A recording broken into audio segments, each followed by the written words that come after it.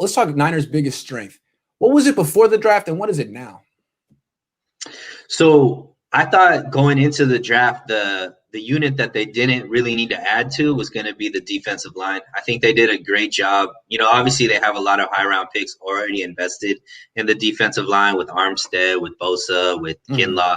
And then I think they found a lot of great steals in free agency. Obviously a lot of them are 1-year deals. But that line is deep. I think that line is going to have a lot of success at getting at quarterbacks and stopping the run. They have a good,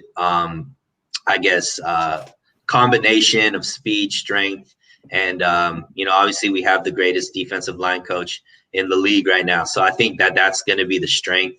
That was the strength that I didn't think they really needed to upgrade through the draft too much. Yeah, I agree. D-line is the strength of this team. They've put so many resources into it, even before Shanahan and his dad got here. I mean, back Armstead 2 years before then, and then Buckner that they flipped and turned into Kinlaw. If Kinlaw has a big year next year, I mean, think about what this defensive line could be. Really, I mean, Samson becomes a hell of a player. The D-line is definitely the strength of this team, and then after that is linebacker. That front seven is vicious. Mm-hmm. Yeah, I agree. So do you feel like the strength has changed? I don't think it's changed. I mean, they added a couple of running backs. Running back is now a strength.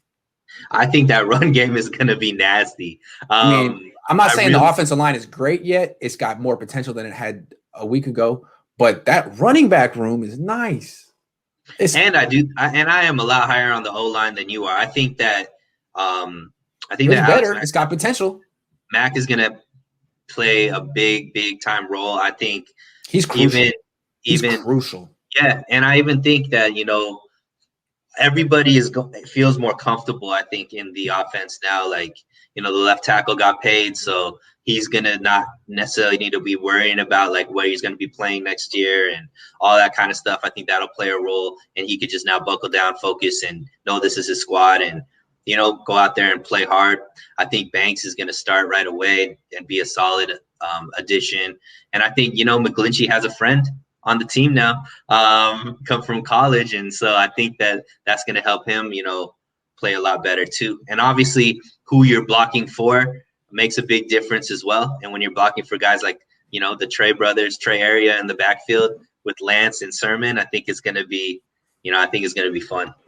It's clear that to me that the position groups that improved the most in the draft for the Niners are O-line and running back. I like the depth they got at the defensive backfield. I need to see those players in person before I feel like they're more than just depth.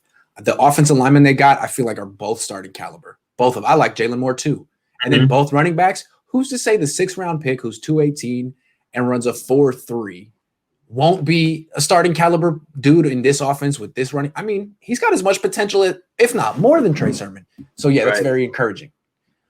Dude says, will the Niners target a cornerback in free agency? Well, I guess there's round 2 of free agency coming up, and they just drafted 2. I don't think they will, maybe next year, but I think they're kind of set at that position right now. Yeah, I think if anything, they might bring in another linebacker. Sure, they could. Yeah. They absolutely could.